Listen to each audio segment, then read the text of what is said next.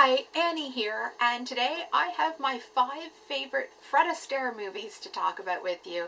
I'd love to hear what your favorite Fred Astaire movies are, and if they match with mine, or if they're different, or all of those things. So after watching, please leave a comment below about it. But I'm going to jump into this, and I don't think that these are probably completely the traditional favorite Fred Astaire movies. Some of them are, they're popular and all of that stuff, but they're probably not what necessarily everyone would pick. I think the thing about favorites is they resonate with you for whatever reason. And so I think that's why it's interesting to talk about favorites and not best movies, because there's lots of movies that are great and amazing, and they're great movies. They're inarguably great, and you can look at them and know that they're technically very good. You can even know that they resonate with a lot of people, but they might not hit home for you. And so favorite movies, I feel like, represent that a lot better. And I'm going to jump into this right away, but I'd love to hear what your favorites are, not necessarily what you think the best of his are. So the first one I'm just going to pick up here, I've mentioned this movie before. It is Damsel in Distress. It's Fred Astaire, George Burns, Gracie Allen, and Joan Fontaine. Now, this is one that is quite, feels like quite an old-fashioned movie, although it does move a little bit faster than some of the other old-fashioned movies. Just the plotting and kind of the devices they use and the camera angles and stuff like that feel a little bit more old-fashioned. I'm fine with that. That's never something that really bothers me, but this one does have that feeling to it. Now, I absolutely love George and Gracie. Again, as I've mentioned all of this before, there's an amazing dance number in this with George and Gracie where they just blow it out of the water. It's so amazing. It's interesting that George Burns I've seen him say numerous times he wasn't a great dancer, but I mean, he held his own there with Fred Astaire, and Gracie just much better than I expected, because we never really saw her move like that on the George and Gracie show, at least none of the episodes I've seen. And so it was just a real lovely treat. And yeah, really, I recommend this one if it's kind of screwball-esque. It's not like full-blown screwball, but it does have that kind of feel to it in places. So just a really fun movie. So if you like that kind of song and dance and all that stuff, that's probably one of my top recommendations, because I feel like it's one that's kind of you don't see it talked about as much, but it is a really great movie. The next one I have here is Follow the Fleet, and this is definitely my favorite Fred and Ginger movie that they've done together. And it's interesting because I feel like Fred Astaire is playing a role that he didn't get to play a lot, and that he's playing a working man. The music is just amazing in this. It's less based on music and dance. Let Yourself Go, We Saw the Sea, I'm Putting All My Eggs in One Basket. It's a bit more fun than some of the other ones. It's not one of those comedies of remarriage or, so some of the early ones were just a little bit different feel. It was a lot more of a divorcee type thing. This just feels like it has a little bit more like verve to it in a way, a little bit more fun. Randolph Scott plays his best buddy aboard a Navy ship. Ginger Rogers plays his girl on land that he maybe hasn't been keeping in great contact with. And Harriet Hilliard, who later became Nelson, plays her sister, who is not, Ginger Rogers plays a dancer. Her sister is like a teacher, kind of not happening, not with it. And, nice girl, but not with it. And then she gets a makeover one night by the girls at the club where Ginger works, who includes Lucille Ball and I believe Betty Grable, if I'm remembering correctly. And they do a makeover on her. Randolph Scott kind of maybe, gets a bit interested in her when she looks like this, and they're off and running. So that's another great one. Like I said, the music in this, the dancing, I love that Fred Astaire just was playing such a kind of different character for him. As much as I love him as the suave sophisticate, this role was just like captivating to watch. And it's little tiny things he does in it that kind of drive that for me, make it exciting. There's a gum chewing and just kind of silly stuff like that, but it felt exciting. The movie though is like a really tight script and all that stuff as well. The next one I have here is Holiday Inn, another one that I've talked about before. This was kind of the first in the Holiday Inn Easter Parade, White Christmas trilogy.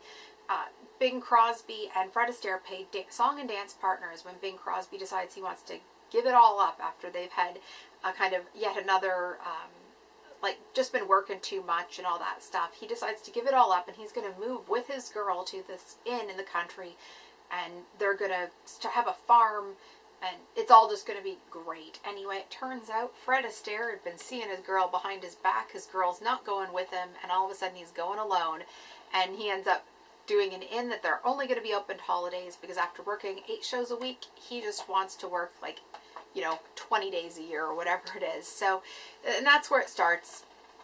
And then he finds a new dance partner, and there's just the conflict between them again, the two guys again, over the girl and over getting back into show business. It's a great movie. It does take, because it's a holiday inn, it takes place on all the holidays. So there's some great different numbers that for celebrating holidays you wouldn't necessarily celebrate. There's a New Year's song and a Valentine's Day number and all that kind of stuff. Just holidays that you don't often see portrayed in this kind of movie, especially older ones. But a really fun, great song and dance. Bing Crosby and Fred Astaire, it's a shame they weren't partnered together more. They were great together. The next Fred Astaire movie I have here is Funny Face. Now this is with Audrey Hepburn. I'm sure many of you, if not all of you, are familiar with this one. Another great movie. It just beautiful kind of color. I think it's Technicolor, but I'm not 100% sure. Just a beautiful film. Just a beautiful film. Academy Award nominated, and rightfully so. Givenchy did all the costumes for Audrey in this, and it really shows. It's just another area of the film that is just, like, visually so appealing. Some really fun song and dance numbers, as well as just some great music in it as well. Think Pink is certainly a super fun number, and then you've got, kind of more, not ballads, but just calmer and more relaxing type numbers to watch as well. That was the word I was trying to find. But this one's great. I won't talk about it too much because I have mentioned it before, and I've mentioned a bit of the plot, and again, I'm sure it's one that many of you have watched or are familiar with. So, and here is my final choice. Now this is Easter Parade. Judy Garland, Fred Astaire, Peter Lawford is in this as well. Again, just an amazing movie that I have talked about before. So as far as that goes, if you're interested in that, I'll link the video I did just about this one below. And I think it was like my 3rd or 4th video that I posted on YouTube. But I did talk more in depth about it there, so I'll just link it below. But it is just an again, just beautiful film. I do love Judy partnered with Fred. It's a movie that's kind of about how you rebuild your life after maybe something happens. Not just that something devastating and horrible, but just a big change that you couldn't have seen coming and you couldn't have predicted. And so Fred's trying to rebuild his life after just this big event happened, and he has to kind of figure out where he's going with his life. And the Judy Garland character has kind of been plucked out of obscurity to a degree and thrust into a more public eye, and she has to decide how she wants to present to the world and how she's going to navigate this and how she stands up for herself in that context, in that world, a different world, and against somebody that, not against somebody, but how she makes her voice heard in an area where she's not considered the experienced one and the other person has lots of experience. But all that stuff, to me, I just love that type of thing about just how you figuring out how to keep going or how to move on or how to make the best out of those situations. So to me, this movie really exemplifies that, and it's just a really interesting way of looking at that, because like I said, it's not after like a devastating event, it's not after a death or anything like that, it's just after those life things that sometimes can set you back so much and how you go on from that in a way. So really like that. Again, I won't talk too much about it because I do have that other video that will be linked underneath. And so yeah, so I'd love to hear what your 5 favorite Fred Astaire movies are. And if you have a video of some kind, like, please link it below, or if you want to do a 5 favorites, I'd love to see it. I do want to mention a 6th movie here, which almost made it in, but then it wasn't really a favorite top 5. Like those ones definitely I love. This one is just a really good movie. I feel like it's somewhat underappreciated. I do love it. It is a favorite in the movies in general, but it just didn't quite sneak into the top 5. And this is Roberta. This movie is definitely kind of it was made in the early 30s, and it definitely has that feel in places, although it is quite a bit slicker than some of the others from that kind of same time period. Fred Astaire, Ginger Rogers, Irene Dunne, Randolph Scott are the kind of core, the core 4. There are a lot of other faces that you'll recognize. That was one thing that when I was watching this that I really noticed, was how many faces I recognized.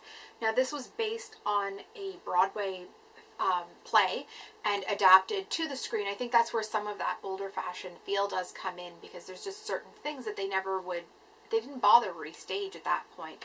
The music is by Jerome Kern, I believe most of it in this, and it's a little bit of an older fashioned musical in that way, because a lot of the other, right, at least for Fred Astaire, a lot of his other films had music by like Cole Porter or George and Ira Gershwin, and just had a lot more like zest and verve to them. Jerome Kern, he did the Smoke Gets in Your Eyes and those kind of ones, and the music is just a little bit more mellow, a tad bit more operatic, that kind of thing. And I think for me, I just don't connect with that quite the same way as, Cole Porter or the Gershwins.